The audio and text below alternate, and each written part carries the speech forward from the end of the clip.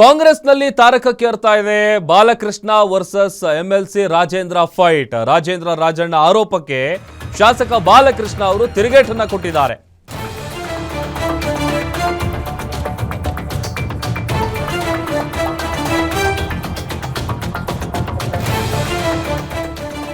K N Rajanna ಅವರು September ಕ್ರಾಂತಿ ಅನ್ನುವಂತ ವಿಚಾರವನ್ನ ಹೇಳಿದ್ರು. ಅವರು ಬಿಜೆಪಿಗೆ ಹೋಗೋದಕ್ಕೆ ಅರ್ಜಿ ಹಾಕಿದ್ದಾರೆ ಅಂತ ಬಾಲಕೃಷ್ಣ ಆರೋಪ ಮಾಡಿದ್ರು. ಅದಕ್ಕೆ ತಕ್ಕಂತೆ ರಾಜೇಂದ್ರ ಅವರು ಕೂಡ ಒಂದು ವಿಚಾರ ಹೇಳ್ತಾರೆ, ಇವರೇ ಹೋಗ್ತಾರೆ ಬಿಜೆಪಿಗೆ ಅಂತೇಳಿ.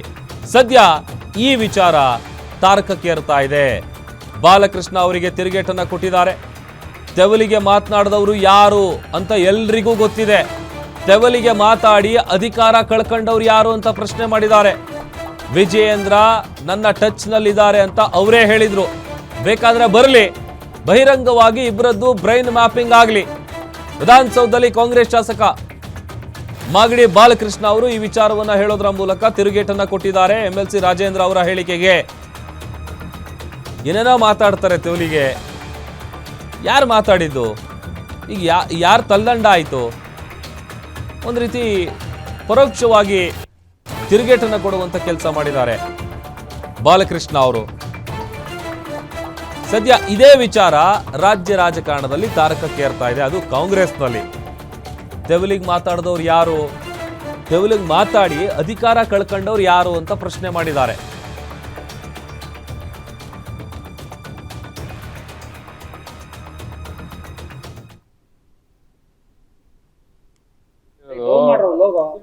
ಬ್ರೈನ್ ಮ್ಯಾಪಿಂಗ್ ಮಾಡಿಸ್ಬಿಟ್ರೆ ಯಾರು ಬಿಜೆಪಿಗೆ ಹೋಯ್ತಾರೆ ಅಂತ ಗೊತ್ತಾಯ್ತದೆ.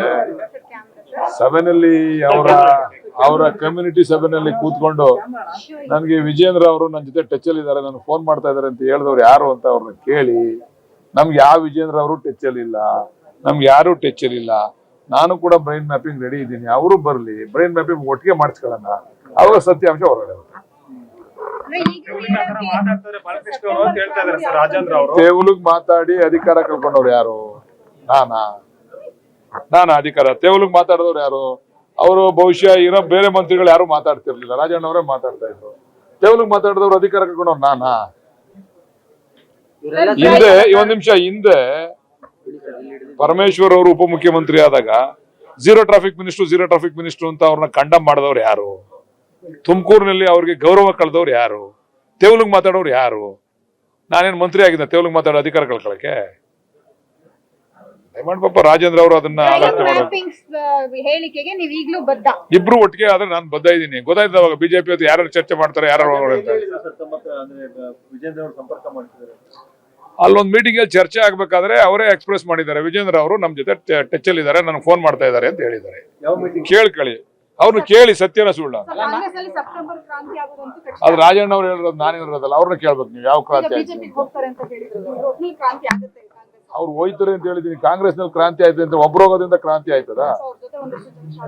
ಯಾರ ಜೊತೆ? ರಾಜಣ್ಣ ಅವ್ರ ಜೊತೆಲ್ಲ ನೀವು ಕೇಳಿ. ಅವ್ರ ಜನ ಹೋಯ್ತಾರೆ. ನಾವು ಕೇಳ್ರಿ, RSS ಗೀತೆ ಆಡಿದ್ದು ಆಯ್ತು, ಅದು ಕ್ಷಮೆ ಕೇಳಿದ್ದು ಆಯ್ತು, ಕಾರ್ಯಕರ್ತರಿಗೆ ನೋವಾಗಿದೆ ಕ್ಷಮೆ ಕೇಳಿದ್ದೀವಿ ಅಂತ ದೊಡ್ಡತನ ಮೆರೆದಿದ್ದು ಆಯ್ತು ಉಪಮುಖ್ಯಮಂತ್ರಿಗಳು, ಆಯ್ತಲ್ಲ. ನೀವೇನ್ ಹೇಳಿದೀರಾ?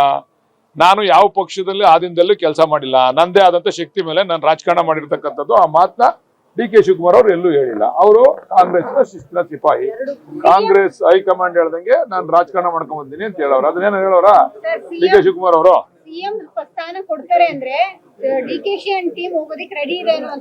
ಏನೋ ರಾಜಣ್ಣ ಅವ್ರ ಹತ್ರ ಮಾಹಿತಿ ಇದ್ರೆ ತಿಳ್ಕೊಳ್ಳಿ, ನಮ್ಗಂತೂ ಆ ಮಾಹಿತಿ ಇಲ್ಲ, ನಮಗ್ ಗೊತ್ತಿಲ್ಲ. ಅದು ಅವ್ರು ಏನಾರ ಹೇಳಿದ್ರೆ ನೋಡೋಣ. ನೀವೆಲ್ಲ ಸೇರಿ ಸಚಿವ ಸ್ಥಾನ ತೆಗೆದ್ರಿ, ಆಮೇಲೆ ನೀವೆಲ್ಲ ಸೇರಿ ಸೆಪ್ಟೆಂಬರ್ ಅಲ್ಲಿ ನಾನ್ ಏನ್ ಹೇಳಿದೇನ್ರಿ, ಅವ್ರ ಮಾತಿಂದ ಅವ್ರು ಸಚಿವ ಸ್ಥಾನ ಹೋಯ್ತೇವಿನ ಯಾರು ತೆಗಿಬೇಕಾಗಿಲ್ಲ, ಯಾರು ಷಡ್ಯಂತ್ರ ಮಾಡ್ಲಿಲ್ಲ.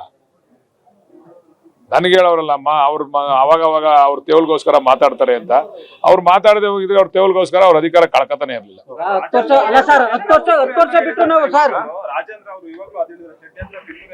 ಅಧಿಕಾರ ಹೋದ್ಮೇಲೆ ಇವೆಲ್ಲ ಬಂದೇ ಬರ್ತದೆ ಸಾಮಾನ್ಯವಾಗಿ. ನಾನು ಮೂರು ಪಕ್ಷದಲ್ಲೂ MLA ಆಗಿದ್ದೀನಿ. ನಾನು 3 ಪಕ್ಷದಲ್ಲೂ MLA ಆಗೋ ಸುಲಭನಾ? ಜನ ಆಶೀರ್ವಾದ ಬೇಕಲ್ವಾ? ಜನ ಆಶೀರ್ವಾದ ಇರೋದ್ರಿಂದ 3 ಪಕ್ಷದಲ್ಲೂ MLA ಆಗಿದ್ದೀನಿ. ಹಂಗಂತ ನಾನು ನನ್ನ ಹೈಕಮಾಂಡ್ಗೆ ಗೌರವ ಸಲ್ಲಿಸಲ್ಲ, ನಾನು ಇವತ್ತು ಎಲ್ಲಿದ್ದೀನಿ ಅಲ್ಲಿ ಗೌರವ ಸಲ್ಲಿಸ್ತೀನಿ ಅಂತ ಹೇಳಿದ್ದೀನಿ. ನಾವು ಕಾಂಗ್ರೆಸ್ ಅಲ್ಲಿ ಇದ್ದೀವಿ, ಕಾಂಗ್ರೆಸ್ ಹೈಕಮಾಂಡ್ಗೆ ಗೌರವ ಕೊಡ್ತೀವಿ ನಾವು. ನಾನು ನನ್ನ ಶಕ್ತಿಯಿಂದ ಗೆದ್ದಿದ್ದೀನಿ ಅಂತ ನಾನು ಹೇಳ್ಬೋದಾಗಿತ್ತಲ್ಲ. ನಮ್ ಶಕ್ತಿ ಇಲ್ಲ, ಹೈಕಮಾಂಡ್ ಶಕ್ತಿನೇ ನಮ್ ಶಕ್ತಿ. ಸರ್ ಇನ್ನು 10 ವರ್ಷ ಬಿಟ್ಟರು ನಾವು ಸಿದ್ದರಾಮಯ್ಯ ಅವ್ರ ಪರವಾಗಿ ಇರೋದು, ಬೇರೆ ಯಾರನ್ನ ಮುಖ ಸದ್ಯ ಈ ಒಳ್ಳೆ ಬುದ್ಧಿ ಬಂದ್ಬಿಟ್ರೆ ಬಹುಶಃ ನಾನು ಕೂಡ ಅವ್ರಿಗೆ ಶುಭ ಹಾರೈಸ್ತೇನೆ. ಬೇರೆ ಯಾರ ಮುಖ ತೋರಿಸಿ ನಾವು ಮತ ಪಡೆಯಕ್ಕಾಗಲ್ಲ ಅಂತ ಹೇಳಿದ್ದಾರೆ. ಆಯ್ತು, ರಾಜಣ್ಣ ಅವ್ರ ಮುಖ ತೋರಿಸಿದ್ರೆ ನಮ್ಗೆಲ್ಲ ಮತ ಬರ್ತದೆ. ಎಲ್ಲ ನಿಮ್ಗಳಿಗೆಲ್ಲ ಗೊತ್ತೇ ಇದೆ, ಇಡೀ ರಾಜ್ಯದಲ್ಲೂ ಅವೆಲ್ಲ ಏನೇನು ಆಗಿದೆ ಅನ್ನೋದೆಲ್ಲ ಪ್ರತಿ ಜನಕ್ಕೂ ಗೊತ್ತಿದೆ.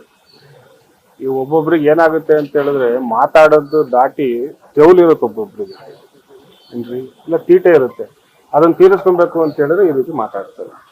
ಎಲ್ಲ ರಾಜಣ್ಣ ಅವ್ರು ಮೊನ್ನೆ 3 ದಿವಸದಿಂದ ನಿಮ್ಮ ಮಾಧ್ಯಮದ ಮುಂದೆ ಹೇಳಿದ್ರಲ್ಲಪ್ಪ, ಪಕ್ಷ ಬಿಡೋದಿಲ್ಲ, ಕಾಂಗ್ರೆಸ್ ಅಲ್ಲೇ ಇರ್ತೀನಿ,